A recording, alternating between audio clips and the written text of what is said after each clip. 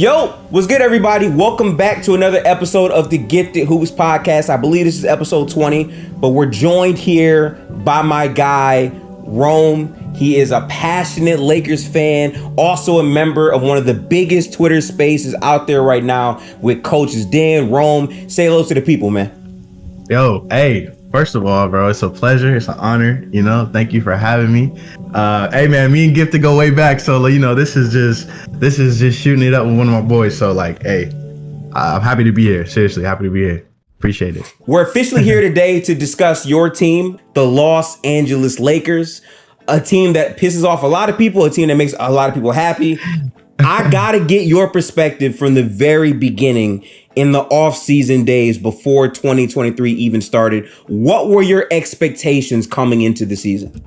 So coming into this season, just based off of everything that was happening, we're talking about last year, correct? Yeah. So basically, there was a lot of noise around, obviously, the Kyrie Irving saga, that went on throughout the entirety of the summer.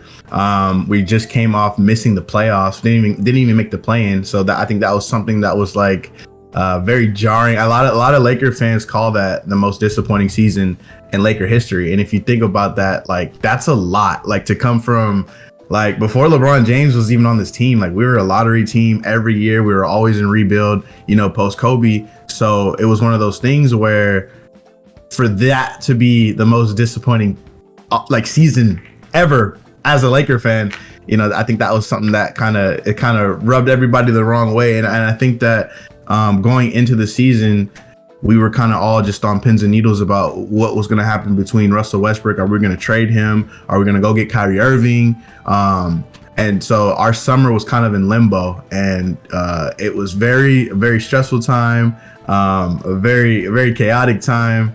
But based off the moves, if we're going to go off what happened, whether, you want to talk about Lonnie Walker being our biggest signing, trading Taylor Horton-Tucker and Stanley Johnson for Patrick Beverley, who ended up being a starter for the team, having a plethora of guards and still signing Dennis Schroeder. Yeah.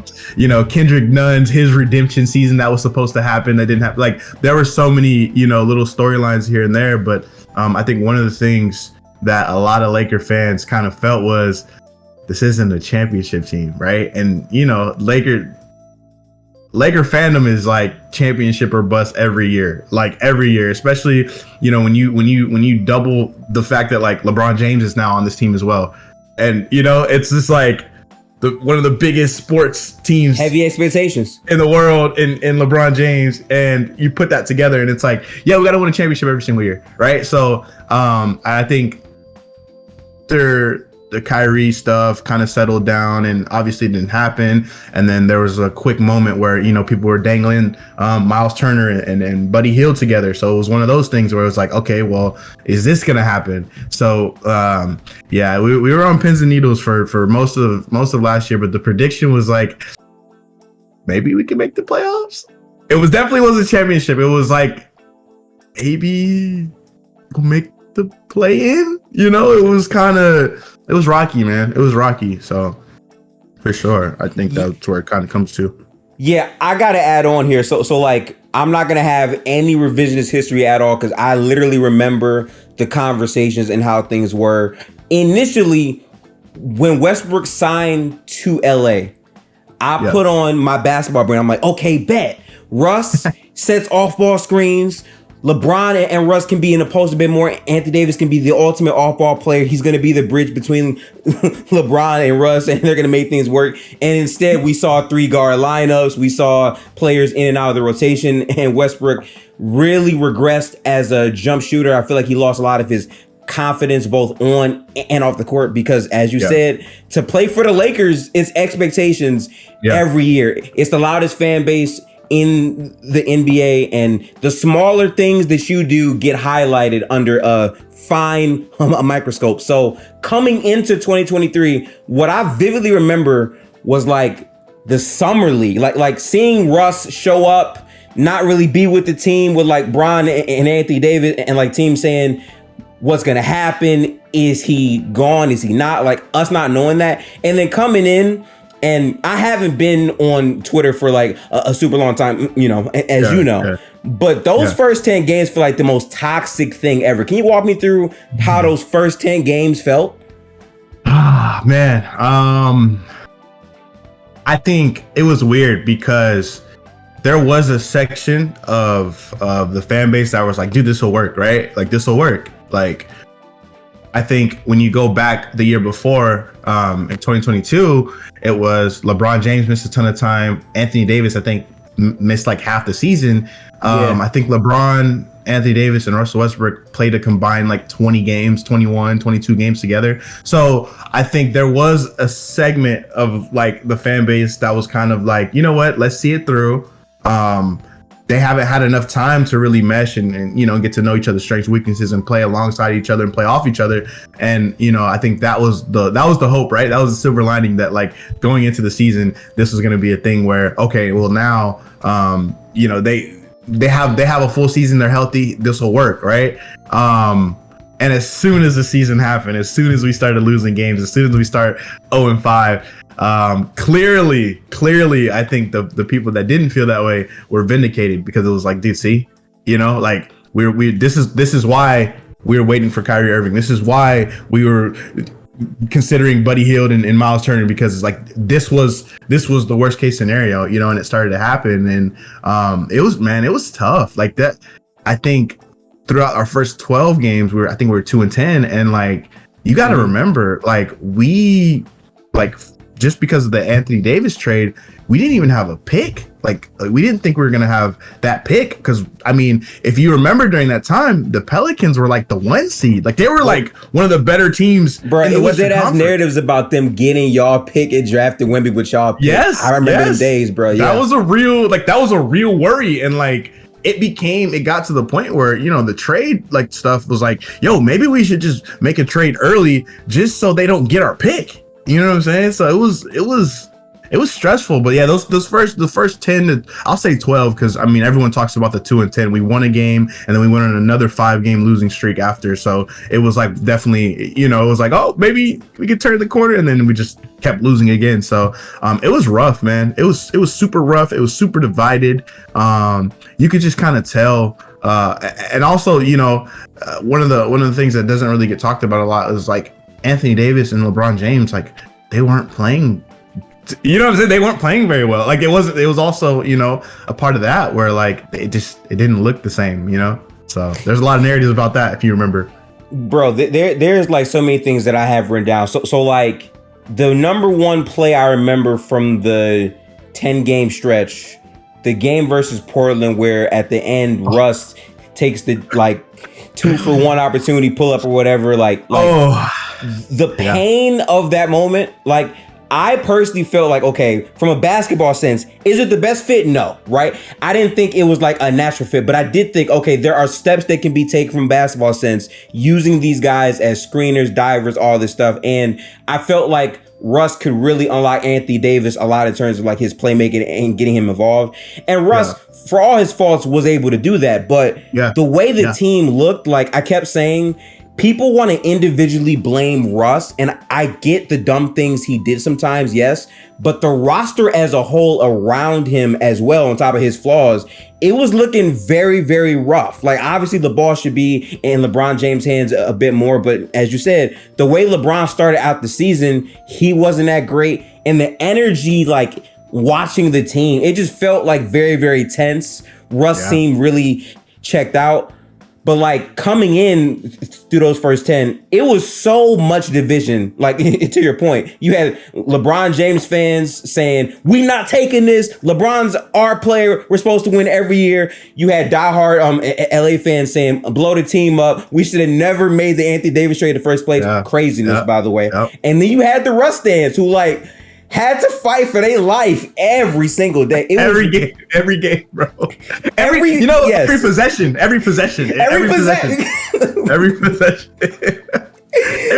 whenever he turned the ball over, yo, hey man, it wasn't his fault. You know, there's somebody cutting. Man. It was so much for like just fans who follow the team day by day that to just have to deal with. And again, I don't want to like shit all the way on Russ because after he got traded, he did play better. But in terms of his on-court play, he had his flaws. And I'm not gonna lie to you because I like to keep things 1,000%. You heard my takes on the team. I felt like I wouldn't have made a trade if it wasn't there, right? Yeah. So like coming in, like after that start, you guys start to really kick it up. You somehow fleece. I don't know how you guys did this, by the way, because I want to be clear. From my perspective, I'm thinking, okay, with LeBron James and Anthony Davis, if you're going to trade those unprotected first round picks, you got to get like value to feel like you can contend with the team, right? And like there were a lot of packages being thrown out there. Some people wanted Gordon Hayward, who doesn't play basketball. It was a weird thing, right? But I thought coming in, there's no way in hell that the Lakers are going to fleece. And y'all fleet like, I'm sorry. You literally trade a rookie of the year guard in Kendrick Nunn, who was god awful in my opinion. God awful. And you flip him for Rui Hachimura, who, by the way, he was okay in Washington, sure. But on the Lakers, like 60% true shooting in the playoffs. That was your first step, right? The fleecing doesn't stop there. Then you're involved in like a 3-team trade and you get like 4 rotational players. You get Westbrook off of the team, the energy, the fans, all that stuff. And you get a completely new look at the trade deadline. Talk to me, dating back to the Rui trade, how these moves made you feel. Yeah, so I'm glad you mentioned Rui because Rui gets lost in a lot of this sometimes. We talk about the Russ trade, we talk about D'Lo, Vando, but let's really go back to the Rui trade, okay? And like if anyone knows me, during that time, I was Mr. Trade Machine. Like every day he would have every day there was a new tweet of a trade that could have worked, right? And to be fair, it was more so to show fans because a lot of fans would DM me, they'd ask me in spaces, like, well, I know we should make a trade, but like, who's out there? What are and it was kind of one of those things for me where it was like, look, let me show you guys that like we have limited resources, but we have resources to like make these type of moves. And like, I'm not a GM, I'm not in the front office, but it was more so like, look, dude, if I could put these type of deals together and it makes sense, I think that's something that like, look, you have a little bit of hope, right? Like have hope. I think that was one of the things before all the trade stuff, we were just trying to tell people, in our spaces and the coaches did like, hey, look, like I know it's tough right now, but I'm seeing things with this team. I'm seeing things here and there. The defense is there, right? Like the pace isn't too bad. Like, oh wait, Anthony Davis, if we go back, Anthony Davis had a stretch where he looked like a top 5 player in the league, right? Yeah. Like, and then, you go to LeBron James going up to the trade deadline. He was playing out of his mind. He to start January, like from December, the end of December through January, when Anthony Davis actually went out, LeBron James started playing like a top 5, maybe the best player in the league. And so it started to feel like it made more sense to make a trade. And so to go to Rui, listen, man, Kyle Kuzma was having a year. Last year was probably Kyle Kuzma's best season. And, Kristaps Porzingis also had a career year, right? So I think it was kind of like the writing was on the wall for Rui, who was up for an extension. You already got to pay Kyle Kuzma. So, although Rui also wasn't playing to the same level, like you said, as he wasn't on the Lakers, I mean, his value was diminished, especially going up into that trade. So it was one of those things where, look, Washington has priorities. They're probably not going to pay Rui Hachimura. So it kind of was, in a way, a salary dump, kind of. I mean, and although it was just, we were swapping salaries. Kendrick Nunn made $5 million, Rui made $5 million. And obviously we threw a lot of seconds in, but like, it was one of those things where, around the league, Rui wasn't this coveted type of asset, right? So, no.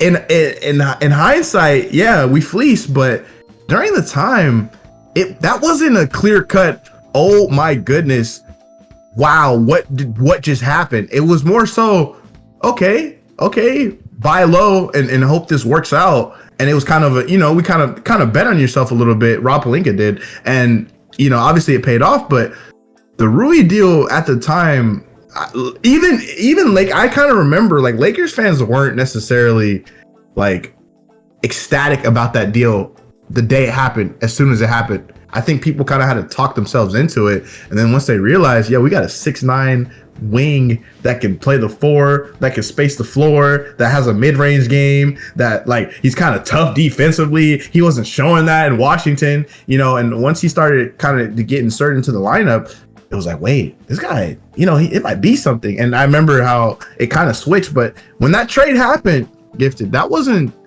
as looked at as it is right now. So I think that needs to be, that gets lost a lot, with the Rui stuff, especially because it happened before the big deadline. But Rui Hachimura was not coveted around the league the same way you would think he was, before we got him. So hey, that's one. I got to keep it a band with you, bro. Okay, for me, I'm not talking about like casual stuff. For me, I'm like, you're telling me that they traded Kendrick Nunn, who by the way, like, no disrespect to Kendrick Nunn, but he was playing some of the worst basketball in his career. Bro, I think he's playing overseas now, Gifted. I think he's not even in the league right now, people. Yeah. He was playing that bad, and like, while I wasn't like gassing Rui, it's like they got like a second for that. Like first off, he's not on the Wizards anymore. You get a younger player that has the size. Before he got traded, said he wanted to go to the Lakers, goes to the team he wants to go to, and more importantly, you get bigger. Because my main issue with this team, and this gets into your head coach, obviously, Darvin Ham, the amount of lineups they just had, so many small wingspans and guys that didn't play defense featured in these lineups. Adding Rui into me automatically is like, okay, we now have size. Okay, we have a guy that has the frame to play defense. Has he been great? Not really, but the situation in DC also hasn't been great. So in my mind, it's like that is a steal. Like, I'm like, how did Lakers do that? But a lot of other people were so depressed and traumatized from how the season was going. They were like, that don't mean shit. That don't mean shit. Like, Rui? We don't care. It's not getting us a championship. We don't care. And then meanwhile, this dude Rui in the playoffs is just knock down sniper. And trust me, we gonna get to the playoffs. As a Warriors fan, we'll get to the playoffs. We gonna say that part. But yeah, so basically, you get Rui, and then after that, you make the blockbuster Westbrook trade. Now, I want to be clear with this, okay? I was one of the people, and again, Ron, what I say on Spaces, I say in real life, I say on this show, I'm very consistent. Always. Consistent. Yes, I was saying that trading Westbrook to me, if you don't get a package back that can help LeBron James and AD compete at their age, to me, you're letting go of future capital, not sure of what the future will be. Now, the trade you guys did was literally the perfect thing you could do. And a big part of my rationale for saying they probably shouldn't pull the trigger is the person pulling the trigger was not looked at fondly as like this matchmaker guy. Like, Rob Pelinka was not looked at to be this king fleecer who can't do no wrong. And he literally proved everybody wrong by making the moves that he made. I mean, you guys get D'Lo, who was playing decent enough basketball for Minnesota. I had questions about his fit there, but for the Lakers, fit in well. You got Beasley, another guy who can space, but more importantly, you added to the defensive identity that has won the team championships by getting Vanderbilt in there, who like instantly changed the defense when he stepped on the floor. Walk me through your feelings of the Russell Westbrook trade. Okay. I want to go back just a little bit because I like what you said about Rob Pelinka. Sure. So going into the season, Rob Pelinka got an extension. He got a 4-year extension, and it aligned with Darvin Ham when we signed Darvin Ham, and it was literally like under wraps. Like Jeannie Buss came out and was like, I don't know who leaked, the fact that we gave him an extension. Like, it was to that point because he got so much scrutiny, and he was like, man, like, it was like, dude, Rob can't get deals done. Like, that started to become the narrative, after the initial Westbrook trade. Like, it was like, dude, Rob, what? This guy doesn't know get this guy out of here. And so for him to get an extension and it kind of be under wraps, like in secret, it was like, dude, what is going on? There's some type of collusion. There's some type of like, all the type of conspiracies were coming out. So Rob, I mean, like you said, Rob was under fire before these type of trades, and like obviously with Rui being the start, but so let's go to the deadline. Let's go a couple days before the deadline. We missed out on Kyrie Irving in the summer. It didn't go through. Joe Tsai and Sean Marks were just not. They wasn't going for it. Kyrie Irving demands a trade a couple days before the trade deadline. So every Laker fan diverts all of their energy and all of the attention back to Kyrie Irving for Russell Westbrook and whatever filler that we could possibly get, right?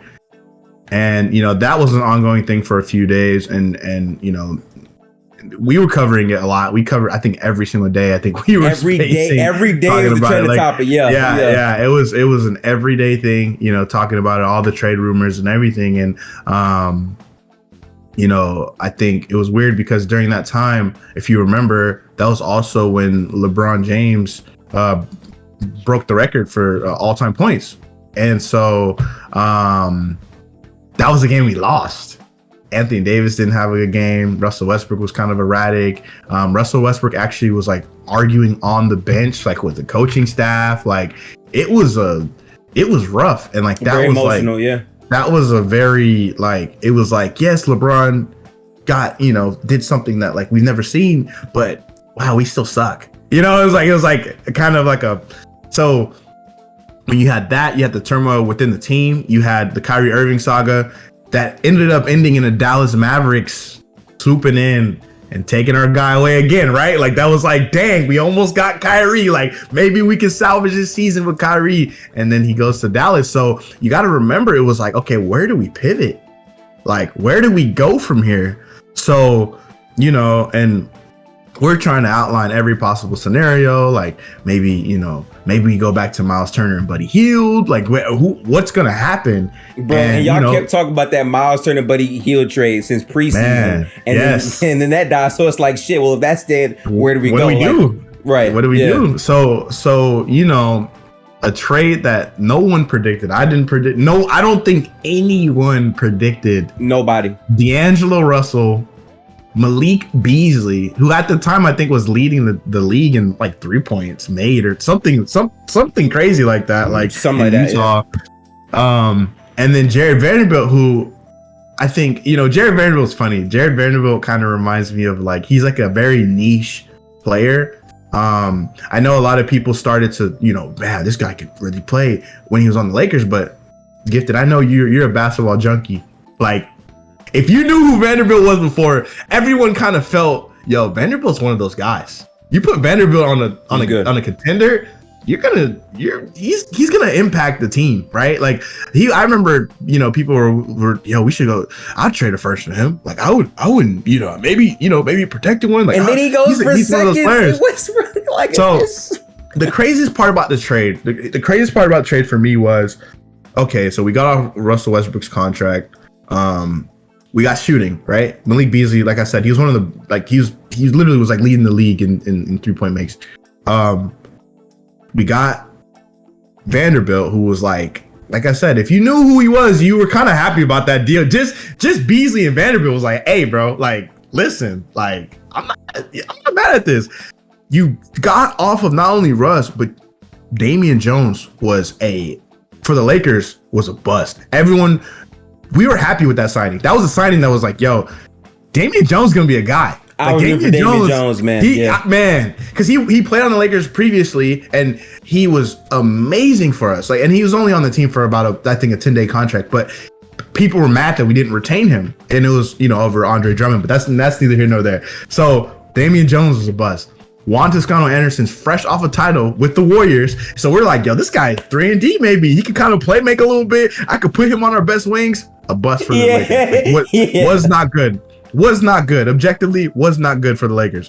And so you're getting off those type of players too, right? And you're like, wait a second. So we opened up roster spots and we're, getting something back that we can use. And like, Gifted, we would always have conversations about whether or not we should trade. And like, my argument to you was always like, look, Anthony Davis and LeBron James are playing at a level where you don't need that much. Like, you just need competency around them. You just need guys that kind of make sense. You don't need these world beater type dudes. You don't need another all-star. You just need guys that are going to play their role. And and it was like, look, we've won a championship with this 2-star layout where like, yo, these guys are going tit for tat. And like, they literally like were playing, I'm telling you, at different parts of the year, LeBron and AD were like taking turns looking like one of the best players in the world. Anthony Davis was a defensive player of the year. Like, I literally have his advanced measures in front of me. They were like a +9 when he was on the floor. The way that he was elevating those units, it got so bad, Rome. I had Lakers fans telling me Thomas Bryant was a good defender. When he was on the floor with AD, they had the best defense in the league. When AD was off, it was the worst defense. That's the impact of Anthony Davis, for sure. And it changed in the playoffs, but we'll go to that later. But man, so like D'Angelo Russell was like the dark horse where you're like, wait a second, what's something that like as LeBron fans always want? They want a guy that can space the floor. They want a guy that could be a secondary type of creator, type of playmaker, and like, wait. He kind of fits that mold in a weird way. Like, wait a second, like this is kind of like, that's a player that we're like, no one was like, yo, D'Angelo Russell kind of makes sense to play with LeBron James and Anthony Davis. And so when it happened again, that was another one of those moves similar to Rui, where it was like, wait a second, let's weigh our options here. Like let's talk ourselves into this because this might actually make sense. And so, you know, obviously the deal goes down, and then all of a sudden, what makes all of this feel like 10 times better was Thomas Bryant has been traded to the Denver Nuggets for Devon Reed. But it wasn't the fact that we got Devon Reed. It was the fact that we got second-round picks back, and we got 3 second-round picks back, which I believe was the same amount of second-round picks for Rui Hachimura in the first place. So it's like, what we doing? Right. So all of a sudden it was like, wait a second. So you're telling me we literally got Rui Hachimura for Kendrick Nunn straight up? Like we got those picks back. So like that was the move where I was like, wait a second, we just sold high on Thomas Bryant, because if you remember Thomas Bryant, he was hooping. Like he was hooping. He was having a good year, and it was one of those things where I was like, we can't pay this guy. I remember saying, look, he's really good. We're not going to be able to pay him next year. And so we sold high on him, which was amazing in hindsight, because he ended up not even being a guy like at all. Like, and he complained about his role in the Lakers. Then he gets traded to a team where he doesn't really play. He doesn't even play. He's behind Jokic. It's like, yeah, I don't want to be behind AD, but yeah, I'll play behind Jokic. You know, that's either here or there either. But so then that happens, right? So we're like, okay, so we just got assets back for someone that we weren't even going to pay going into the offseason in the first place. And then the Pat Bev trade. Pat Bev gets traded for a player. And listen, although it didn't work out in LA, Mo Bamba is like an enigma. He reminds me of like, the Bol Bols, the Cam Reddish, those type of guys where it's like, they could be so good. They have so much potential. They have all the skills in the world, like a fit. So like you're trading a guy in Pat Bev where the pitchforks were out for, like, everybody was ready to get rid of Pat, because Pat Bev had the craziest leash I've ever seen of a role player that wasn't very good. Like there was a point where he had one of the lowest true shooting percentages in the league. In the league. Like one of the worst starters in the NBA objectively. Like during his time as a Laker. Bro, it was crazy because I swear to God, like before he played for the Lakers, he was a solid player. I'm like, okay, like, you know what I'm saying? He was a dog in Minnesota. Let's be honest. He was a dog in Minnesota. He was a guy. He was a guy. He was a crucial part of that team. He comes to the Lakers shooting 20% from three, 3-guard lineups, 4-guard lineups. Like it was. We got him guarding wings. We got him guarding Paul George and Kevin Durant. He was getting cooked. Yeah. God, man. It was.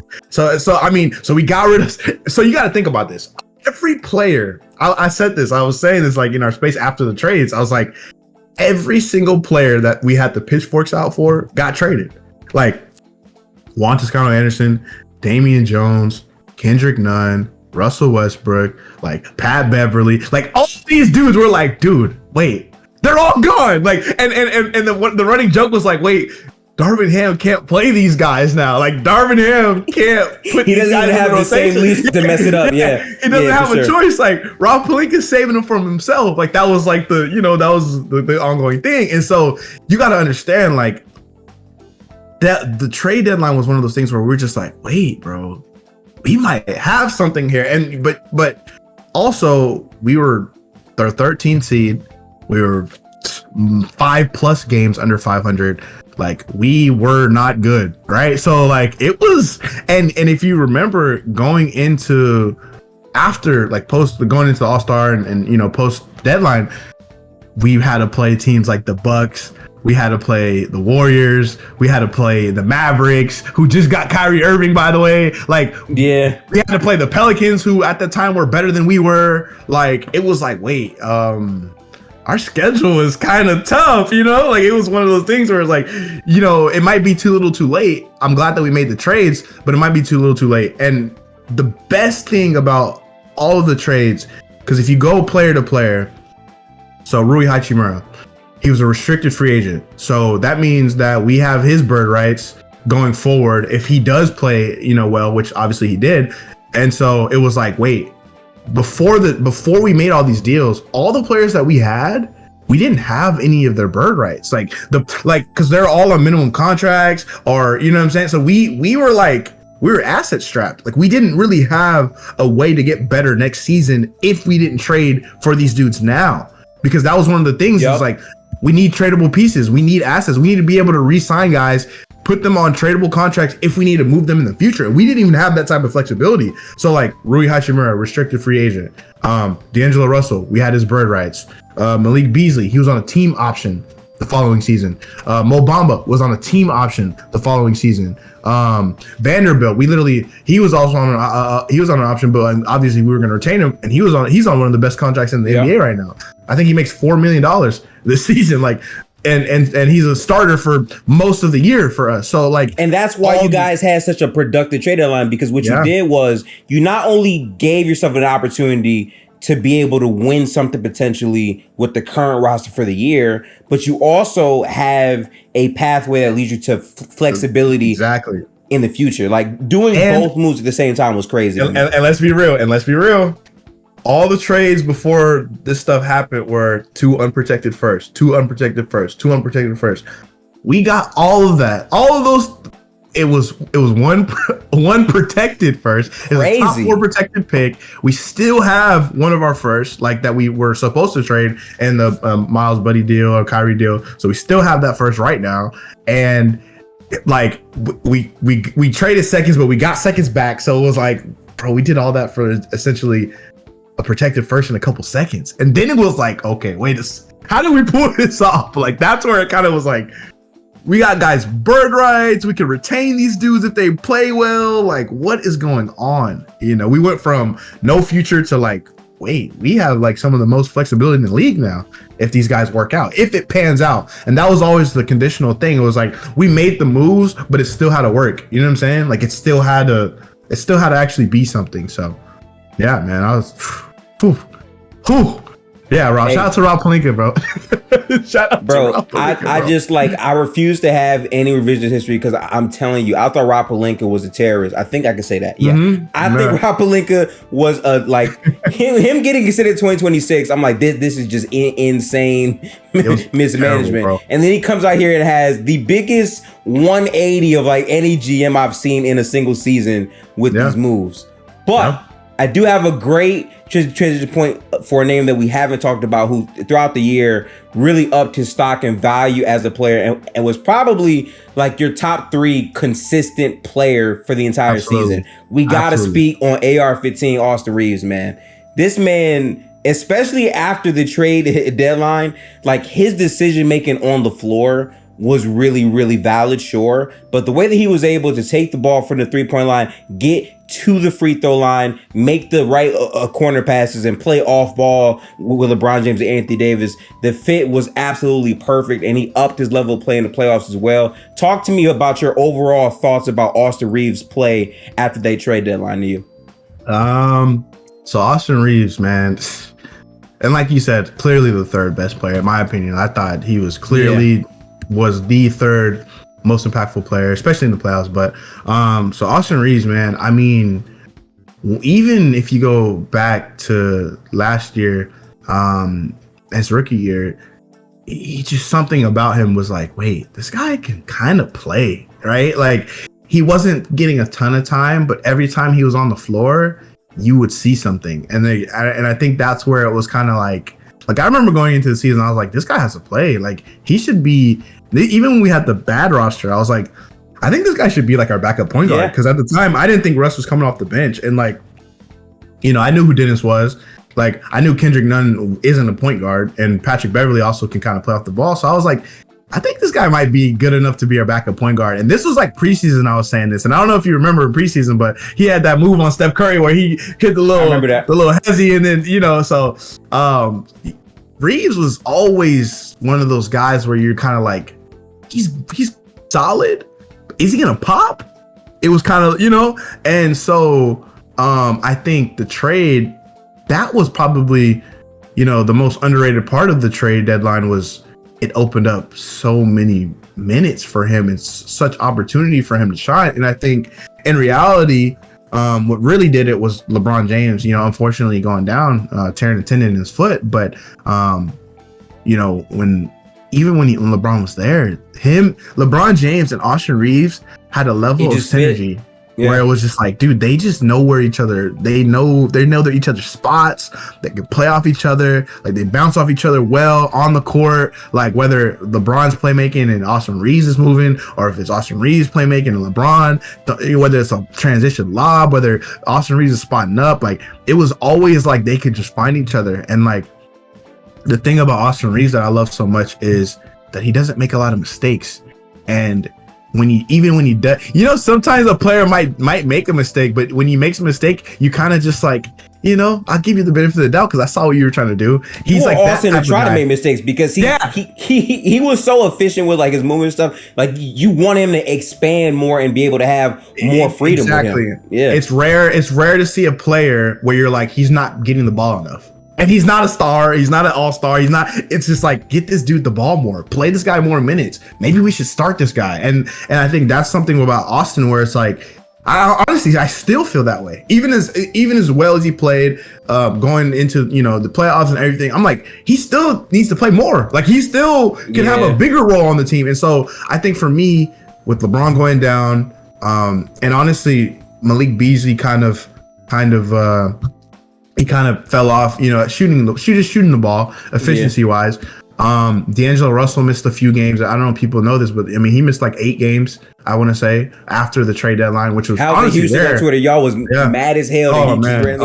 You know, man. So he was missing games. So Dennis Schroeder, like I said, we know who Dennis is, and Dennis stepped up, but Dennis was kind of one of those guys where it's like, he's not a traditional point guard. He's not the guy that you're like, yeah, he can run a team. You know, you don't trust him to run the team. So Austin Reaves just had a clear avenue to kind of take over, right? And so, man, to see him just play the way he played, and it's weird because it's not one thing with Austin. It's like the efficiency is out of this world. He's shooting almost 50, 40, 90, right?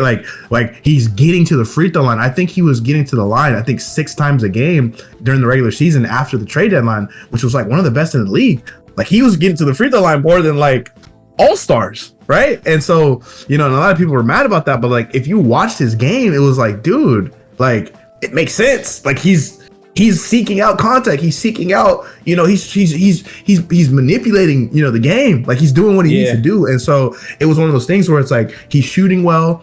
He's absolutely a pick and roll guy. You put him in a pick and roll, something's going to happen. Whether it's a good pass to a kick, like a kick out, whether he's throwing a lob to Anthony Davis, whether he's scoring in the mid range, whether he's getting all the way to the rim, whether he's getting to the free throw line, like he's one of those guys gifted. Like he's one of those, bro, where you're like, wait, you got this guy in the pick and roll, you're kind of at his mercy, right? Like it's like, I don't, you know, like he's gonna do whatever the best play is, whatever the best time is. And so, man, I mean, I could talk for 3 hours about Austin Reaves, man. He was good. He's that guy, man. He's that guy for sure. Yeah. Ecstatic about Austin Reaves.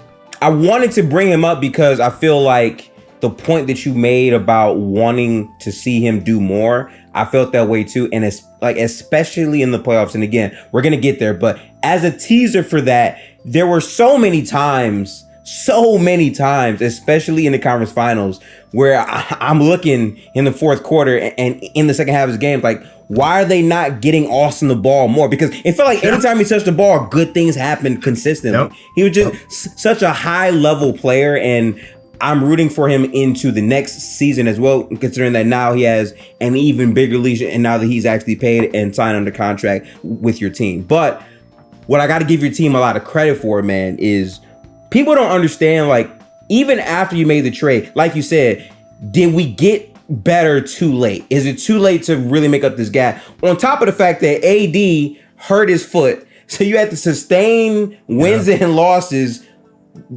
over and over with Bron. Then Bron goes down, and now it's like, how, like, just turn after turn after turn. Y'all had every excuse to not make it, and y'all found a way to fight, dig, and you made the playoffs. What did it feel like seeing that you guys had clinched it with everything that happened during the regular season? Shamelessly, bro.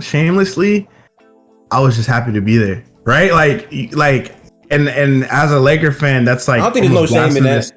Well, it's almost blasphemous to speak that way because, you know, as a Laker fan, it's a very, you know, high standard of we gotta win, right? Like I said, when you're a Laker fan, it's championship or bust, bro. Like, it's like get to the finals and win, or I don't care. And so it was one of those things where it's like, you know, the Homer Laker fan in me, I'm like, man, we gotta, this job not finished, right?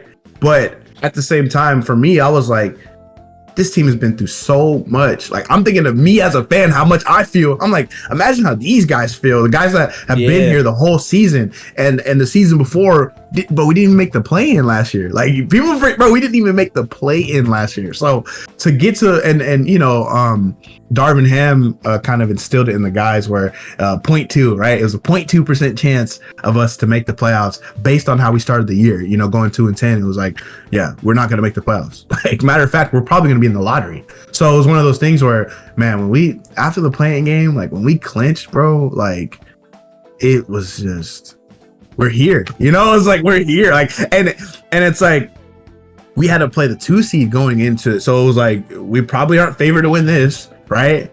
Although I actually had a lot of confidence that we could beat the Grizzlies, but still, it was one of those things where it's like, we're not supposed to beat the Grizzlies. And so, man, I was happy. I was just happy to be there, man. Bro, post deadline, you gotta, bro, Gifted, you gotta remember, bro. I remember what them talks were, bro. I literally remember when AD hurt his foot, and my mom like, oh, they're cooked. Like, how are they gonna survive without Anthony Davis on the court? And LeBron just picked up his game to a whole other level to like floor raise you guys to get there. Then LeBron goes down, and it's like, like, come on. So let's quickly, we'll speed run post deadline. All-Star break's over. We actually let's go before. So we played the Warriors. I think that was the first game where we had our guys. LeBron didn't play. I think he was resting, getting ready for All-Star and stuff, so he wasn't playing. But it was D'Angelo Russell, it was Vando, Bees. These guys played. Like, D'Lo started. It was like D'Lo, Dennis, was the starting line of it. Like, I think Rui might have been in there, AD. So it was kind of wonky actually. But boy, Dennis bust our ass that game. Yeah, Dennis, game. Good. Bro. But I remember we ended up winning that game, and it was like, okay, we probably shouldn't have won this game, right? It was like, we probably shouldn't have won this game. We won this game. I think we played, I want to say after, was it the Pelicans? It might have been the Pelicans. Remember who we played.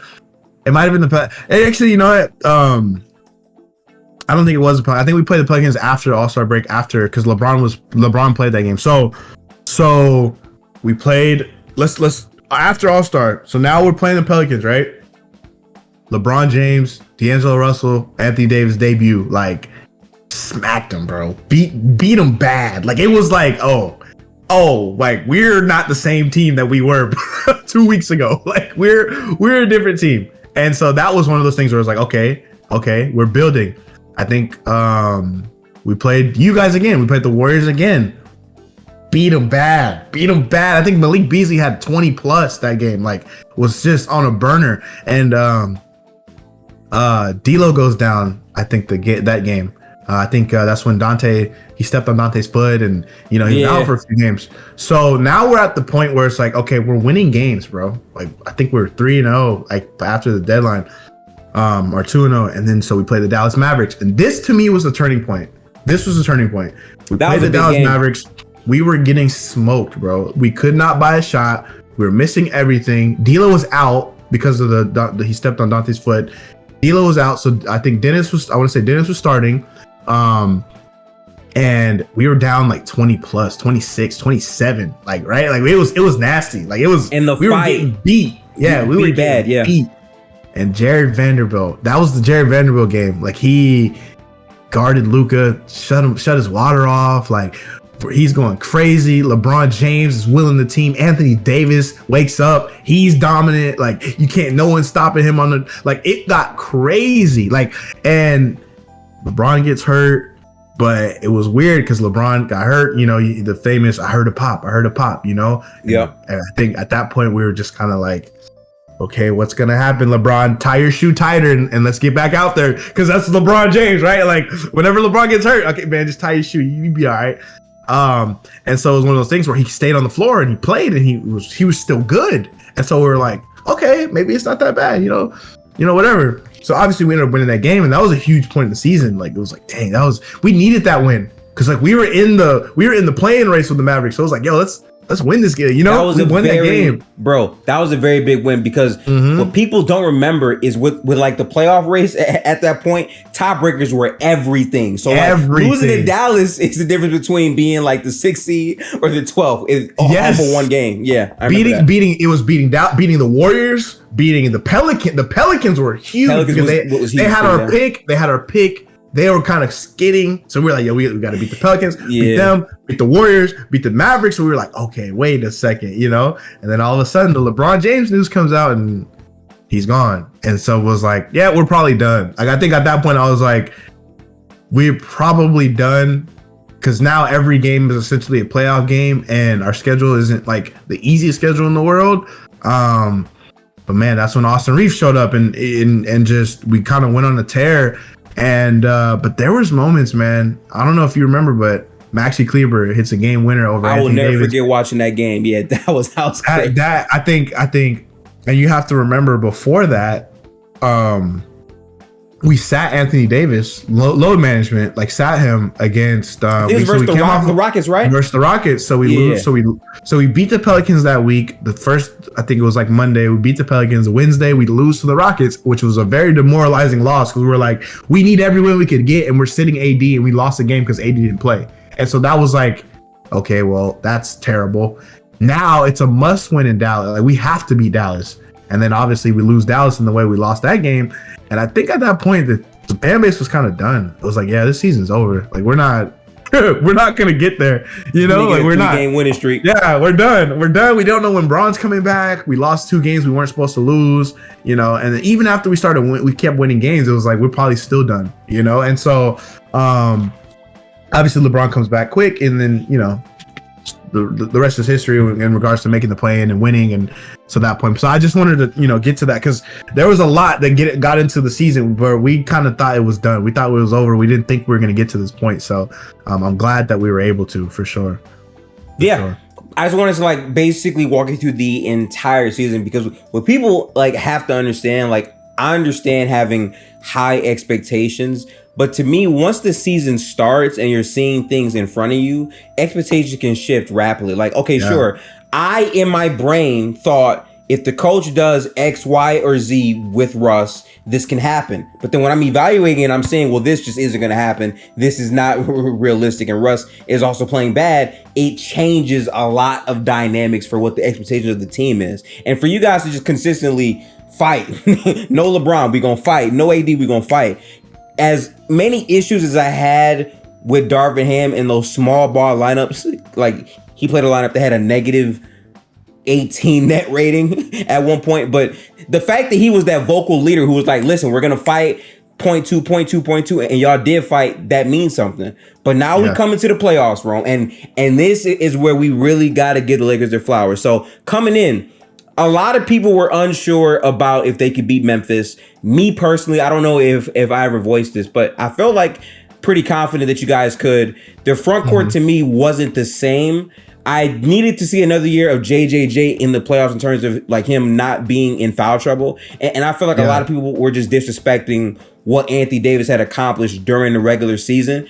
I felt like that Memphis team was a young team, sure, but we know about Brooks, who is one of the most inefficient jump shooters. He's going to shoot them out the game. I saw it the year my team won the title, shot them out of the game.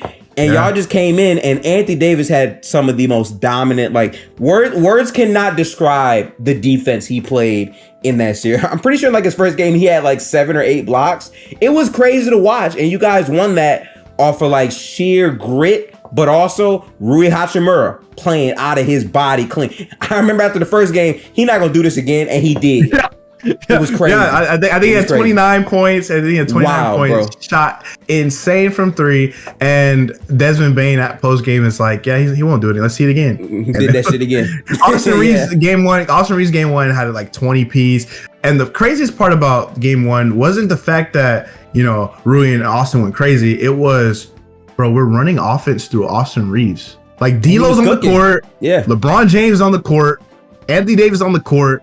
And we're putting Austin Reaves in ball screens and playing off whatever decision he's gonna make, he was making all the right ones. But like, think about that for a second. When's the last time a LeBron led team is with Anthony Davis as his partner, like playing off of a dude that was undrafted in year 2 of his career, like who was literally coming off the bench like a month ago? Like it was like one of those moments where you're like, you know, what the hell's going on? Like, he helped LeBron so much too, because he like, me personally, right? Reeves' impact on the team more than anything is he was giving LeBron James time on the court to rest. He's older to like get through 4 quarters of the game. I just wish they went to it more, because contrary to popular belief, a lot of people have these weird narratives. And by the way, these people are people who don't really watch basketball, but they have these weird narratives that LeBron can't play off the ball. LeBron's played off the ball well next to Reeves. And, you know, sidebar, obviously, I hope next season that continues on, because Reeves is showing why he can fit well. But yeah, y'all dominated Memphis, man. It was just domination, but the defensive identity and principles for a team that was just figuring things out after the trade deadline, like that was one of the most dominant performances I've seen from a player in the playoffs, period, for me. Because bro, 7 blocks in a game, and like, I hate saying blocks because it's not the stat that like shocks me, but it's like the eye test of watching it. How did you feel watching that for you? Dude, you know, and the craziest thing for me was like, I was telling people straight up, I was like, dude, like, I know I think he was only averaging like 20, 22 points a game.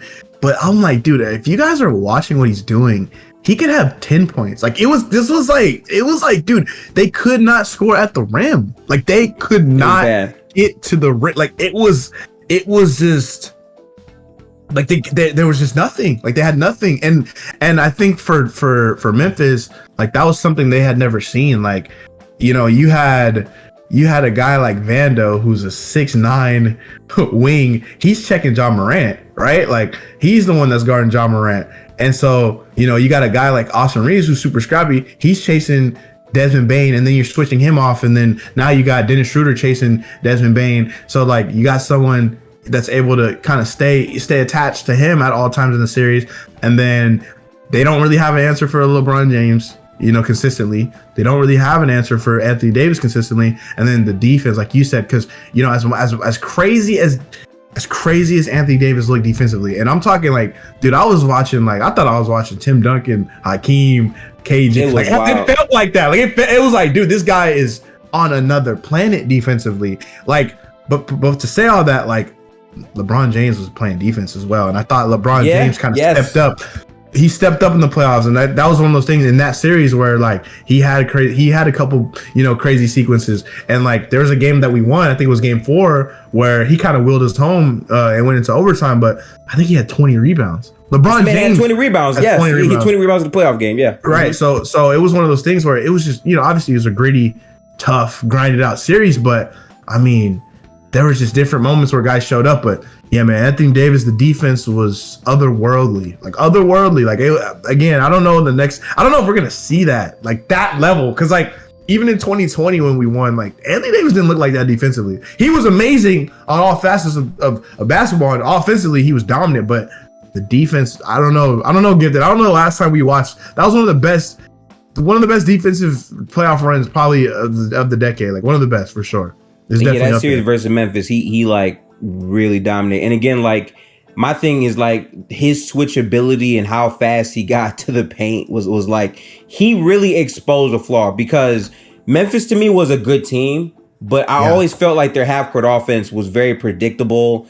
They weren't really consistent, especially like after Ja goes down in that series. I just never felt like they were going to be able to get back. And like what made up for that is, okay, sure, we have half court flaws, but with Adams on the floor, he's going to set screens and help on the rebounding front. And we are going to just beat you up physically, steal the ball from you, get out in transition, and y'all shut that off. That's why y'all won that series in the fashion that you did to me. Yeah, but for sure. We now got to go to the next round. Now listen closely. Listen closely, people, okay? As y'all know, I'm a Warriors fan, okay? Not a Warriors bot, I'm a Warriors fan, right? So for me, coming in, I'm like, okay, we just saw the defense that they played. We ourselves had a crazy series versus the Kings. That shit won 7 games. Epic game, 50 burger from Steph. 50 burger from Steph. I'm coming in like, this shit gonna be tough, because I'm already knowing that like on this roster, there's not that many guys who can take the ball from the 3-point line and apply rim pressure. So I think it's going to be tough. But at the same time, I'm thinking, okay, we have the spacing to exploit some of their weaknesses. Like Klay Thompson, Steph, like these guys are going to be able to do certain things. Andrew Wiggins was finding his legs. I'm thinking, okay, they're going to be able to really fine tune these things out. And then when it actually plays out, you can say some of it was the shooting variance, but I've never seen Klay Thompson shoot like Bron left him open in like, what was it, game 5 or game 6? I forgot. Game 6? Was that game 6? I think it might have been game 6. That might have been 6. Like he literally had to play with like he faked towards like Klay and like, bro, 40% true shooting. It was tough. But I gotta give the Lakers credit, because Anthony Davis in that series, more than any like the impact in terms of switching out onto like Steph, them trying to make Steph see multiple bodies, and just his presence there was good. I felt like the numbers are not going to show it offensively, but they were trying to tax Anthony Davis pretty much every play, because the motion offense died. So it came to a point where Steph basically had the ball and he was literally initiating pick and rolls all the time. And on ball Steph. Yeah. And that's what pissed me off, right? Because what people often say is Draymond's the real point guard. Steph's really like a 2 guard. But if you're watching the games in the most high level moments, you understand basketball. Steph play by play is initiating everything, and Anthony Davis is being pulled out over and over and over. And I got to give him credit, because for someone at that size to be taxed defensively every single possession and still be that effective like he was, you got to get that credit. But Rui Hachimura was tremendous in that series too. Just talk to me about your thoughts headed into the matchup and what happened in the second round against my team. Oh man. So, obviously there's a lot of history behind LeBron James and the Warriors in general. Not really necessarily the Lakers and the Warriors, but when LeBron James on your team, what I'm saying, you're tied to that. So, going into it, there's always back and forth between Lakers, Warriors nowadays. And so, we're coming off, hey, look, man, we just beat the crap out of the Grizzlies, bro. Like that game 6, we beat them by 40. We gave them 40. You know what I'm saying? We're like, yo, we're resting. We're watching you and the Sacramento Kings beat the crap out of each other. Like we're like, okay, let's see what's gonna happen. And I was so tight, dog. Steph went nuclear, and honestly, Kevon Looney went crazy as well. People don't talk. He had one of the best game 7s. He was like that. So 3 games with 20 rebounds, dog. Like it was amazing. So it was funny because I was like, listen, bro. De'Aaron Fox, Malik Monk, the offense was crazy, but I was just thinking in my head, like the Warriors, they haven't seen what they're about to see versus us, because Anthony Davis is not Sabonis, right? Like that was like my mantra the whole playoff series against the Warriors. Was, this ain't Sabonis. Like I would actually tweet. I would actually tweet. This ain't Sabonis, and because it's like Anthony Davis is such a dynamic player, on both ends. Obviously offensively, but the defense is where it's like, it's one. I think for me, when I was like, the Lakers are serious, like. It was game one because we won, and that was like you don't beat the Warriors at home in a game. You don't beat the Warriors. You don't beat them at the Chase Center in the game. But that's not a thing. You know what I'm saying? Like that's not normal. And I think that for me was one of those things where I was like, dang, like just seeing the way we would throw so many different guys at Steph Curry, right? Like whether it was Vando for a couple possessions, whether it's Austin Reaves for a couple possessions, whether it's Dennis Schroeder for a couple possessions, whether it's this AD, look, you got to guard him straight up. Sorry, you know what I'm saying? Or Draymond, you're not important to us right now, right? Like just the way it was the mind games. I feel like there were so many mind games in that series on both ends because the way Steve Kerr kept switching his lineups up, right? Like he went from GP2 and JaMychal Green, like Kevon Looney getting benched. Kevon Looney literally, we just talked about it. He was amazing against the Kings. For him to get benched, like it was like, yo, what's going on? And it's all because of what Ant Davis was doing. Because again, the thing that I said coming in is like this is not going to be DeMontis because Anthony Davis is faster on his feet and can actually shoot perimeter shots at a higher level than what Sabonis could. And as good as Kevon Looney is, he's a non-spacer. So on the offensive end, you don't have to respect him. And defensively, if Anthony Davis can target him, that's a weaker link you now have to play. Yeah, when AD's catching the ball, he's facing up. He wants Kevon Looney on him. You know what I'm saying? Like he'd rather have Kevon Looney as opposed to like a Draymond Green. And so it was one of those things where it was like, this is we're kind of exploiting the things that works for the Warriors. Like, and I think that's always the biggest thing when you can exploit those things. And so it was one of those scenarios where I kind of saw Steve Kerr and it felt almost like he was, I don't want to say panicking, but like when you change your lineup every game going into like each game, that's a very telltale sign in a playoff series where, because it happened to us. It eventually happened to us against Denver where we kept switching the lineup. And it's like when you switch the lineup too much, like, you know what I'm saying? Like results. You try hard to find you're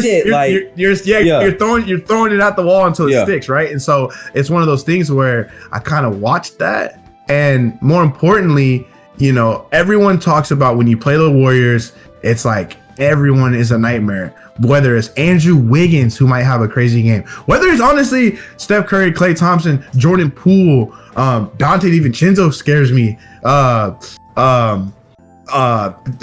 Anyone. Gary Payton had a game where I think he had 20 points against us in the series. So like you're kind of everyone's mercy. But the thing about the Warriors is that I don't think that they played a team like the way the Lakers were constructed, where Austin Reaves wants to go take Steph Curry off the dribble. Right? Like D'Angelo Russell, when he's in his mode, he wants to go, score. And obviously I don't think there was ever really an answer for LeBron James or Anthony Davis, but like, it's one of those things where they got to guard us too, and I think that's one of those series where it was like, I think we just had too much for the Warriors overall. And I don't think we knew that at the time, like going into the series. I don't think it felt like that. Like, yeah, we're just overmatched for the Warriors. But obviously by game 6, it was like, shooting variance obviously played a factor, but like some of it was just like, dang, bro, I'm seeing a lot of correction on Steve Kerr's end that I'm not seeing from Darvin Ham in the same way, and that's always a telltale sign in a playoff series.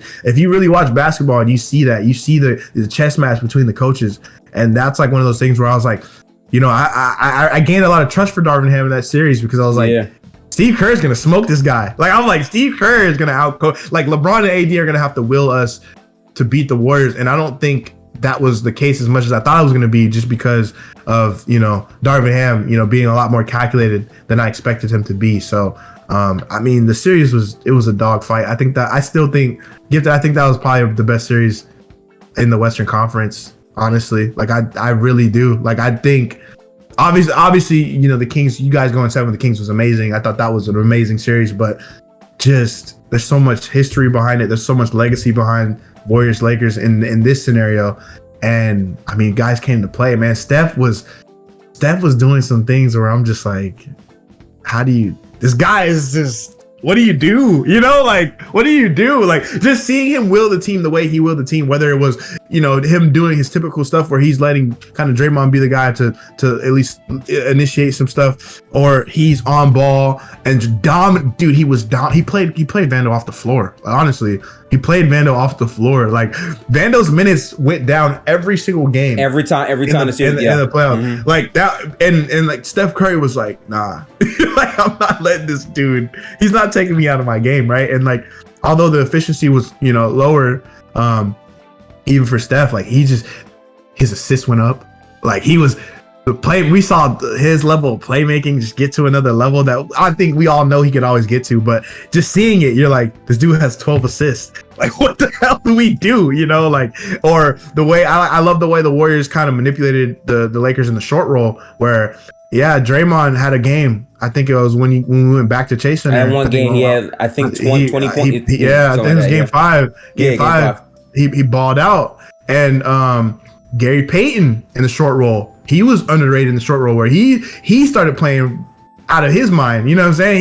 He started, kind of dominating us a little bit. So there was just a lot. It was just, I love watching the tacticality. I love the tactical stuff. Like, I love seeing like, okay, well, you can't just have AD guard the 5-man because he's just going to try and switch out. Steph's just going to switch out and he's going to have to guard him. So there's going to be no rim protection. Like, I like that. You know what I'm saying? Where it's like, okay, let's put AD, let's shade him over here and have him guard someone else and put Vando on the 5. So when they're switching off on Vando so AD can still protect like those type of elements of basketball in a playoff setting where the game kind of breaks down and slows down and it bogs down into something more than just, you got to make shots. So I love that series. I loved it. Listen, it was amazing. I'm gonna say this much, right? I'm not gonna reveal my full thoughts on that series because this is not a Warriors podcast. How I'm doing this stuff is basically the last team I will wrap up with should be like the day before the regular season begins, and that'll be my team. I want to go to like every team in the East and the West, but I will say this. I will say this, and this might be me leaning towards like my fan side slightly, but I'm not gonna lie to you. The pain in my chest seeing how close game, I think 3 or 4, I forget which game, right? 4 was close. 4, bro. Four. Yeah. The pain in my chest watching that game, seeing both teams struggle, the advantages that Steph was creating through 3 quarters, and then in the 4th quarter, seeing Darvin Ham say, they must not know about me. Let me put in Lonnie Walker. And I'm like, Lonnie Walker. And Lonnie start cooking our shit. I'm like, bro, are we really losing to Lonnie Walker? Like, I was so tight in the moment. I was very, very tight. Especially considering like, I'm like, all right, fuck it. If you're going to be this way, do this shit against the Denver Nuggets. And I was tight about that. I ain't gonna lie. But seeing his shot making, man, I got to give my hat off to the Lakers again. It was a tougher series. I think what really got exposed for Golden State outside of their size is using Draymond and GP2 in the short roll. The only way that can work is if you have another guy who's out there in those corners that can be a consistent knockdown corner shooter. And we straight up just didn't really have that as much. But big game for y'all. Y'all win that and y'all go to the conference finals. A 13 seed that everyone counted out wound up in the conference finals against Denver. Crazy. But I'm not gonna lie to you, with this Denver transition, we also can't have no revisionist history. All right. You didn't say this. I know you didn't say this. I want to be clear. Rome did not say this. But I remember during the regular season, there was a lot of conversation about Denver. Are they frauds? Is Jokic only winning the MVP because he's white and he's like, all those things? And then once we get to the playoffs and they smoke the Suns, a lot of people felt like they would probably beat them or whatever, but they absolutely smoked the Suns. But there were Lakers fans during the regular season, especially after the trade, saying, we want Denver. We want Denver. What were your thoughts about the Denver matchup coming into the conference final? Okay, so I love, this is a great question. First of all, there were Laker fans not only excited to play Denver, there were Laker fans that wanted to tank our spot in the play-in. Get to Denver, yes, get bro. to the 8 seed so that we would play Denver in the first round. That's how confident people were in Denver, us being Denver. So let's not forget that Denver was one of those teams where it was like, oh, they're not for real. And and I think what made it worse, honestly, Gifted, was the fact that if you remember the end of the season, they kind of gave up. They just were like, we're the 1 seed. We don't really care about the regular season then, yeah. Bro, they're losing to like the Blazers. They're losing Raptors, to random Spurs, like the Rockets. Yeah. Like they're losing to everybody. And it was like, oh, these dudes, they're not locked in. Like they're ending their season terribly. Like this is gonna go into the playoffs. Like I remember personally, I was like, hey, dude, the Wolves might make some noise. I'm not that they're gonna beat the Nuggets, but they might take them 6-7 games. Like it might, and obviously it wasn't that was not the case, but going into that series, I think I was in the minority, but genuinely I was terrified. And the reason why I was terrified wasn't because of Jokic, because I know what Jokic is. Jokic is the best player in basketball. In my honest opinion, Jokic, I think he solidified himself as the best player in basketball. This playoff run, I thought he already was, but like I'm really at that point where I'm like, yeah, he's that guy. Like it's him. Like, sorry, Giannis. I love Giannis, but I think Jokic is him. Like he is what the league is right now. Like, that's your reference point to what the best player in basketball is. So that's how I feel about Jokic. So I wasn't going into the series like, man, Jokic's gonna kill us. It was every time I see Jamal Murray in a playoff setting, he looks like a top 5 point guard in the league every time, and that is what terrified me going into that series. I'm like, we don't have someone for this guy. Like the same way we had someone for Steph, right? Like where it was like strength in numbers, right? When you guard Steph, it's look, I'm throwing everything at you. Like it's Steph and Jamal Murray don't play the same way. So, it's a different element of especially when you have Jokic, just you also have exactly. to worry about like AD can't switch off and check Jamal Murray when Jokic exists. So it was one of those things where I'm like, they're 1-5. They're two best players, or they're 1-5, and that's where it's like, oh no, like because there's games where Jamal Murray, or there's games where Jokic is chilling and Murray's just going crazy, right? And so that's what scared me. KCP being who he is, right? That scared me. Michael Porter Jr., who is honestly very inconsistent, he scared me because I'm like, maybe he just wants to be consistent against us, right? Like maybe this is a series where, because it is a lot of times it's feast or famine with him, but when it's feast, it's feast. You're in trouble. 4-3 straight or something like that. Aaron Gordon, who's a stronger guy that can guard LeBron James, at least try and keep up with him or keep up with Anthony Davis, in a way that, Kevon Looney's not doing, just because Aaron Gordon's lighter on his feet. He can kind of guard, he can guard up a little bit more, guard down a little bit more. Like it's just different with the Aaron Gordon. So, I was kind of worried. And I didn't even think about Bruce Brown. Don't even get me started with Bruce. Like I wasn't expecting him to be what he was in this entire playoff run, but especially against us. So yeah, going into that series, man, I thought we could win. I definitely didn't think we were going to lose the series, especially not get swept. But I was weary. I was weary, man. That the Nuggets looked like the best team in the league. If you go back, the two series before, they looked like they were the best team in basketball, like they did objectively. So I was worried. I was definitely worried about it. Definitely worried. Yeah, for me, coming in, I picked Denver.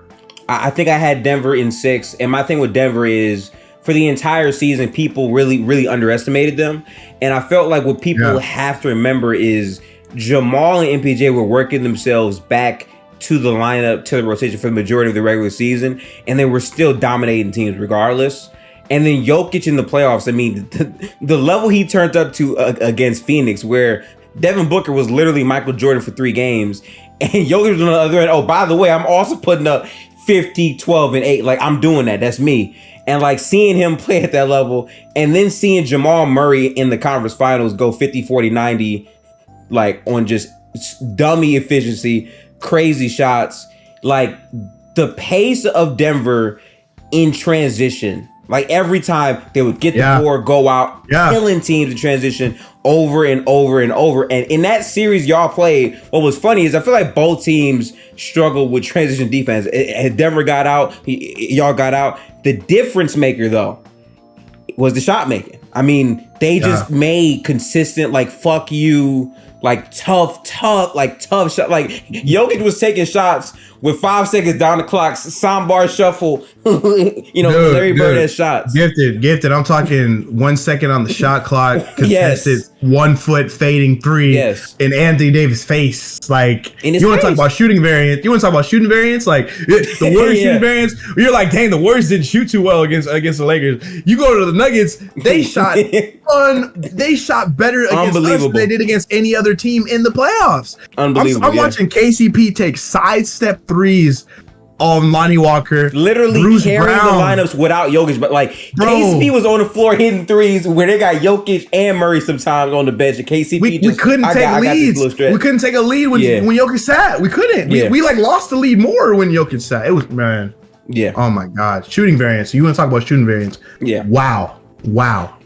A lot of those players who got traded for in this series, I think outside of maybe Rui, a lot of them just became unplayable. Like D'Lo was so bad, and like I do want to say this, I kind of wish y'all didn't get D'Lo. I feel like Mike Conley would have fit that team a lot better. You think Mike would have been better? Bro, the veteran experience, the spacing, the passing, and him not throwing up all over himself. D'Lo did that again, but just seeing all those guys kind of revert. And the saddest part is like, for what Anthony Davis was in these playoffs, going up against Jokic, like Jokic was just dominating him. And it's it's crazy because we saw the type of defender Anthony Davis was, and Jokic was just getting whatever. It didn't matter. No, it exposed a lot of flaws. And then in that final game, actually, I'm sorry. Before that, the shot making. The biggest example of shot making is when Jamal Murray is like 2 for 15, I think, through 3 quarters. And then in the 4th quarter, he got I'm like reliving it now. I'm reliving it now, bro. I'm reliving it now. Oh my gosh. It was crazy. God. It was crazy. I could not believe the shots Jamal Murray was just making consistently, especially in that 4th quarter. But this is where I say the thing I wanted to say, right? So the biggest thing about this series that bugged me so much is I know they got swept. I'm not going to be that guy that says, but every game was close. My issue is the decision making in terms of either lineup or the effectiveness of these players, where like possessions can change it to where maybe y'all win one of these games. The consistent thing was y'all never had that consistent.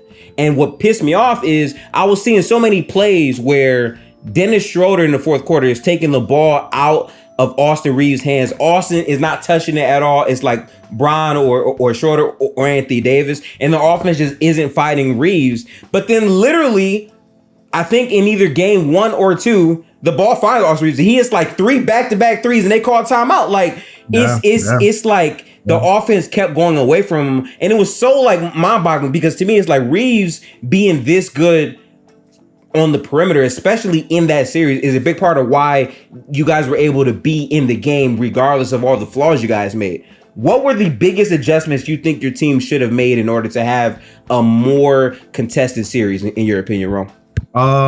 That's a great question, man. And like you said, the rotations were so frustrating. We started the series off, and it's crazy because so each series, coaches then we'd always have like a breakdown of what we think that we need to do, like to beat this team, or how we should start.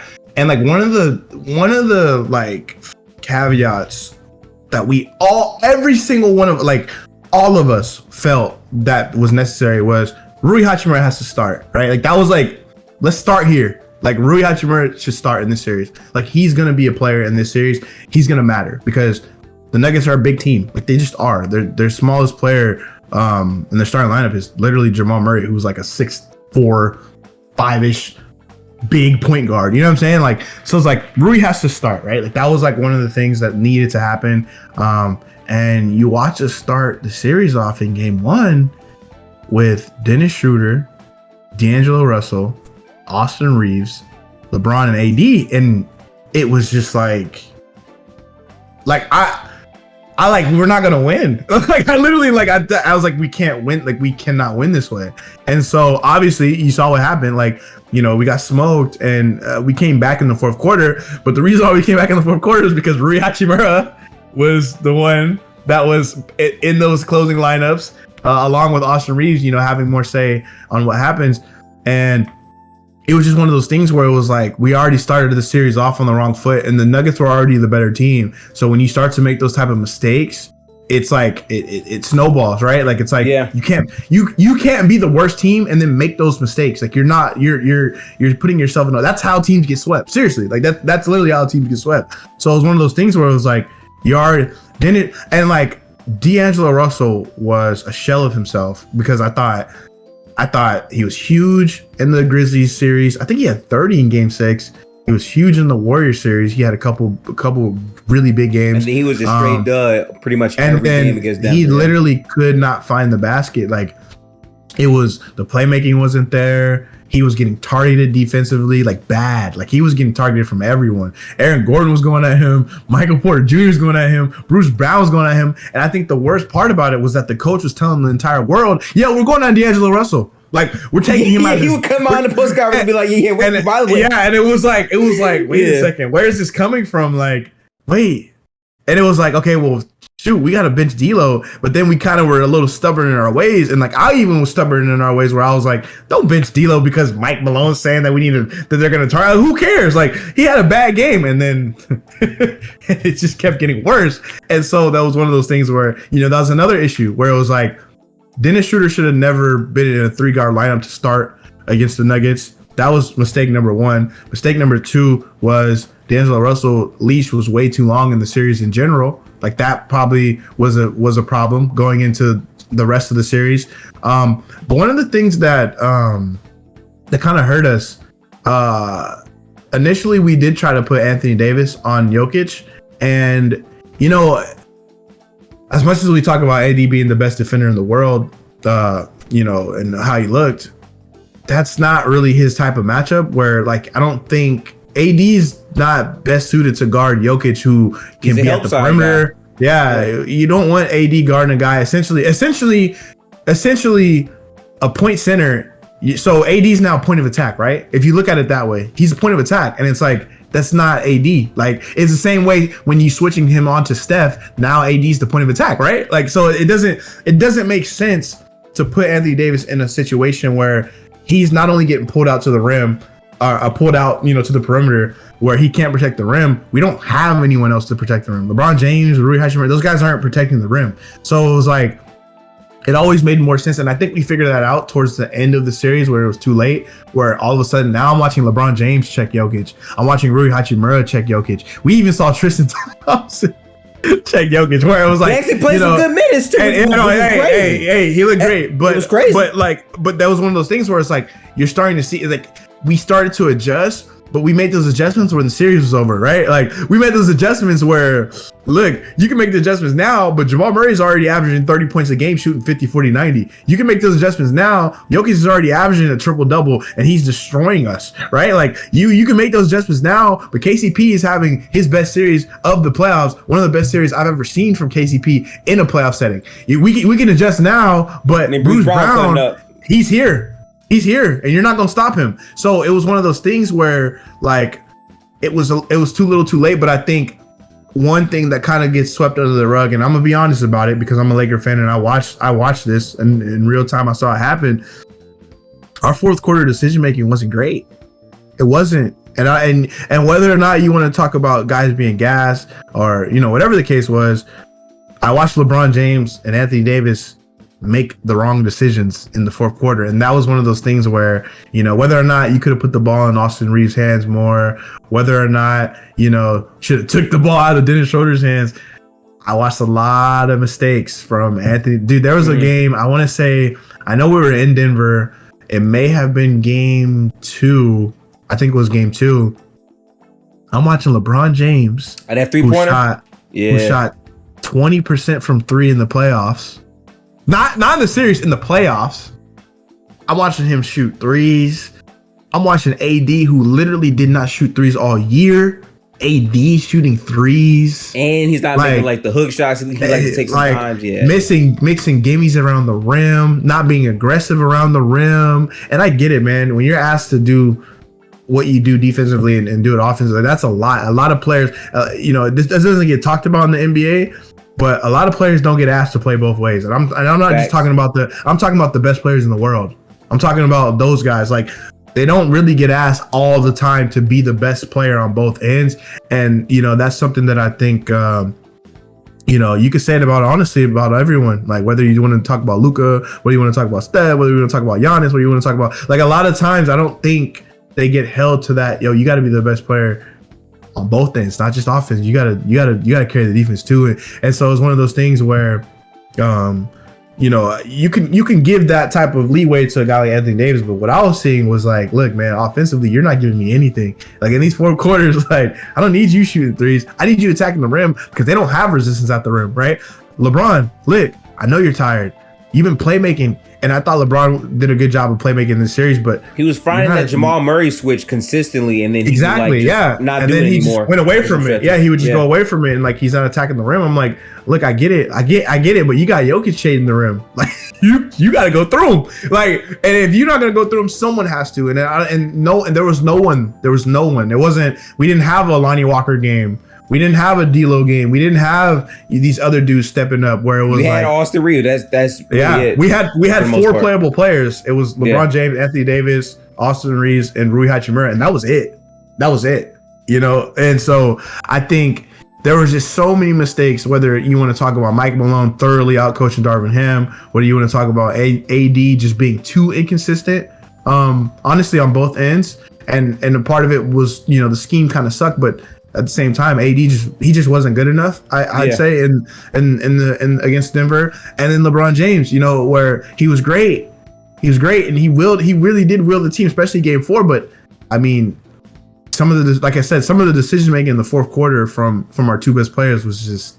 I was kind of mind boggled a little. I was just like, what? This isn't normal, So, and that's the sign of playing a great team. I think that just happens when you play the better team. Sometimes you're just outmatched, and I think we were honestly outmatched. But I definitely think we didn't do ourselves any favors. I think I think in hindsight we could have won the series? Probably not. It's hard to say you could beat a team that swept you, but at the same time, I do think that it could have been a way more competitive. I think it could have gone 6 games. I think it could have gone 7 games. But overall, I think Denver was the better team, and that is what it is. But I say all that to you kind of culminate and say, look, man, like I said, to be a team that wasn't even supposed to be in the playoff, we were supposed to be in the lottery to get to the Western Conference Finals. I was still very happy with the way things happened. So yeah. Like, listen, I think 2023 was overall a hell of a season. And I think after what we saw Denver do through these rounds, like, every year the NBA continues to just add these teams that like add on to the vision of where the NBA is going. And to me, it's like a league that is predicated on versatility, having size at multiple positions, and having a strong blend of size and skill. And to me, LA is still a team that projects to still be that for 2024. My question for you is based off shout out to Anthony Davis for getting the extension. He will be a Laker through 2028. That was big. What are your expectations headed into this upcoming season? Do you think you guys got significantly better, more of the same, or worse? Where are you at with your Lakers? So Laker homer incoming. Pending a Damian Lillard trade to go to the Miami Heat, because I think it's probably on the way. I think it's probably going to happen. I honestly think the Lakers had the best offseason, and that's including Bradley Beal, Suns, and all the great moves that they made, because they made a lot of great moves. But listen, man, you're talking about a team that already went to the Western Conference Finals, and they just got better, objectively. You can hate the Lakers all you want, but to me, it's clear as day that they improved as a team. Whether you want to talk about swapping Dennis Schroeder out for a dude that we literally just saw as a starter on a team that was in the finals, and Gabe Vincent, who's now going to be a backup, who could be a starter, to give us that type of optionality at the point guard position between him and D'Angelo Russell is amazing to see us swap a guy like Troy Brown, who was solid, for a guy like Taurean Prince, who like this dude is a career 38% 3-point shooter, like who's smack dab in the middle of who he is. You kind of know what you're going to get from him. Like whether you want to talk about just us taking the flyer on a guy like Cam Reddish, who obviously has this crazy mystique about him, but we don't know what's going to happen. But I mean, I think it's about internal development, and I think the continuity now is something that Laker fans have not been able to experience since LeBron James has been on the team. And it's not LeBron James' fault. Something different. Every year we flipped. Every single year we flip. Whether you want to talk about the AD trade, or you want to talk about after we won the title, we flipped that team. Whether you want to talk about the Rush trade, whether you want to talk about this year, like we finally have a core that we can see that works. I thought we retained all of our guys on good dollar, but I think Austin Reaves probably has that was the biggest in the league. Listen, that to me, Rome, is why you guys have an argument to have won the offseason, because the fact that San Antonio or all these other teams did not throw a bag at him, y'all got him for a steal. To me, that was a great deal for Austin Reaves. Absolutely. Yeah. I mean, for 4 years, $56 million. Like, that's insane. Like he's making Grant Williams money. You know what I'm saying? Like that's crazy. Like when you think about it that way, you're just like, what? That's crazy. So I thought Rui got a pretty fair deal. I thought, D'Lo, who, I mean, he was making $30 million. Now he's making about 18, which is like, that's a pay cut. But at the end of the day, it is what it is. But I think from a team aspect, I think it's fair for us. Even like the Gabe Vincent signing, I think it's 3 years, 33. So it's one of those things where it's like, whether or not that's going to be to be determined. But I think it's a fair deal for both sides. So I like the signings. I thought we improved as a team. The guys that we got out that we got rid of, I thought didn't really contribute in the playoffs anyways. And all the guys that did, we kept, and then all the guys we added are playoff level contributors. So I think in that way, like, how could you not have gotten better? But most importantly, like, now we have a guy that we're talking about, Austin Reaves, who right now he's playing for Team USA. Like he's going to be playing alongside a lot of other, great players. And that only helps your confidence, right? Going into an off season where, you already kind of have a lot of confidence because you just had an insane playoff run. So, I think he can improve. I think Max Christie, who we saw dominate the Summer League, he was amazing in the Summer League. I think he's going to be a guy that, like, he's going to be in a rotation now. So there's a lot of little storylines going into the Lakers, season, whether you want to talk about AD and LeBron being healthy finally, AD having a newfound contract, knowing that he's going to be a Laker going forward. I think this is finally that time where, it's time. You got to be the franchise guy now. We don't know how much time LeBron has. You're here. You're going to be a Laker. You know what I'm saying? So I think it's his year for him, to just be that guy, to be the guy. And I think we kind of saw that a lot, going into the playoffs and in the playoffs. But I think now it's like solidified, especially with him getting the type of contract he got. So I think the sky's the limit, man. It's hard to really say how free agent moves are going to be because the season hasn't started. So we don't know, like, this could all, blow up and backfire. But just on paper, like, I mean, it's hard to say the Lakers didn't have one of the best off seasons in the entire league from any team. So, I mean, I'm so excited and I'm at peace, man. It's not the turmoil it was with Kyrie Irving, right? With Russell Westbrook, where you're like, you don't know what's going to happen. You don't know who's getting traded. Now, you feel like now you we're know kind what of to just expect. going to it. Exactly. So I'm happy, man. Sky's the limit. Seriously, yeah, I'm excited. Bro, I could just feel the happiness radiating through my computer monitor right here, and I want you to know I'm so very happy to have Chris Paul on my team for $30 million. Like, hey, the levels of joy that gives me, Rome. Oh, I just cannot wait to start watching basketball, man. I can't wait. Man. Oh man. I'm not gonna get into it until the last episode of the offseason where we'll get to my team, but. All in all, man, shout out to having you on the podcast. I've known Rome for some, great time. Phenomenal Appreciate Lakers fan. We went through a big, probably the biggest deep dive I've had of any team so far. We're at an hour and 34 on the recording. Yeah, oh, man. We're like an hour and 34. I'm gonna edit this stuff. It'll be out probably next week, Rome. But for you, sure. I want to give you the floor to promote Coach's Den, some things you got going on, and overall, how did you feel about this episode of Gifted Hoops? Go right ahead, Rome. Well, I'll start first with just this. So it's weird, man, to see the progression. Where you got into and where I've gotten to, just in the sense of like, people got to understand, like, me and Gifted literally started as dudes that would just like hop in someone else's space and just talk ball, just talk about all the teams. Like, it wasn't agendas. It was just, we're just dudes talking about basketball because we both like basketball, and to see like what has grown from it and like the platform from both of us, how it's beautiful, bro. And I just want you to know, I'm always rooting for you. You always have my support. I'm very proud of everything you've done. Like I said, like, it truly is an honor to do this, because it's like, imagine us doing this 2 years ago, bro. Like, you wouldn't think it'd be like this. So it's amazing, bro. It's a blessing. Like, I'm seriously, like, I'm happy, and I mean, dang, an hour. I didn't even know that, bro. That's why. I think it's because me and you just talk loose naturally. Yeah, like, we just talk, bro. We talk. So I told you before, like, this is gonna be fun. Like, I know it's gonna be fun. So yeah, I'm just very, very, very, very, very. I'm a fan, bro. I just want you to know that. Like, I'm actually a fan. Like, I'm genuinely a fan. So very excited for what's to come for you as well. So as for us though, you know, Coach Rome on Twitter, Coach's Den, you know, we're just getting ready. I think right now it's cool. It's a dead period, so we can kind of just relax a little, and we get the little news here and there, and kind of, you know, get right for the next season. But, you know, we're still going to be going heavy with the spaces. I'm trying to figure out what we're going to do in regards to kind of, you know, going deeper than what just spaces is. I'm thinking I just got authorized to do like playback, so I might be doing playback during the season, so I can watch games with people. So like everybody can watch games with us.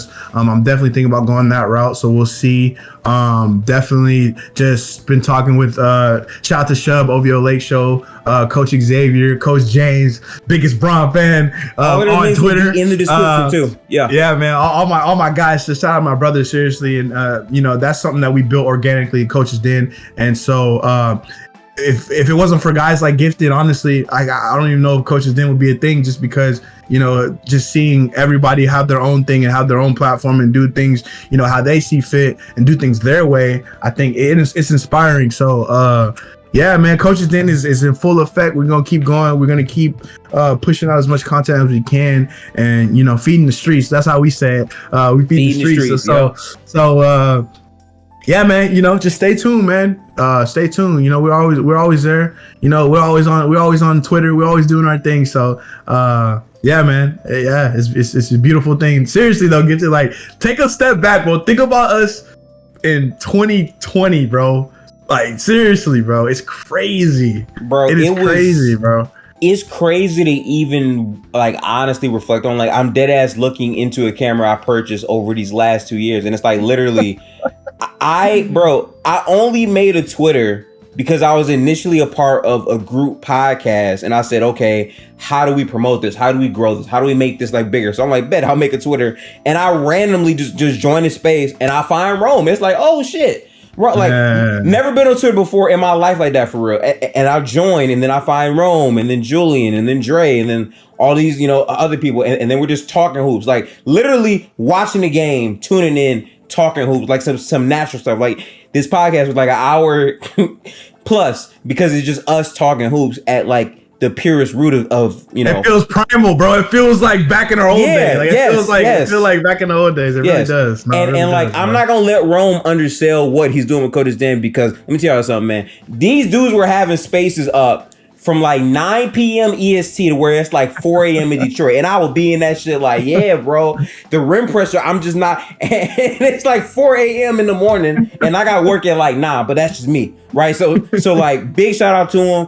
They working really super duper hard. So I'll put all of their descriptions as well. Make sure to tap in to their community on Twitter as well. The links will be there. But I appreciate everybody who made it to like this far in the podcast. I'm pretty sure this is episode 21, I think. So We'll see, but in the official tagline, that'll be there. My goal for this is to just stay consistent. I'm trying to drop 2 of these podcasts every single week, even during the off season. And once we get back to basketball, it's going to be up from there. So big shout out to everyone who tuned into this episode. Make sure to tap in on YouTube, Apple Podcasts, and Spotify at Gifted Hoops. Also, big shout out to the growth I'm getting. I jumped from 500 to 1,000 subscribers in the month of July. So we appreciate y'all. Make sure to keep tapping in, keep liking, and all that stuff. It helps us grow and get out there in this algorithm. But I'll catch you guys next week for another episode. For another episode where we'll be breaking down another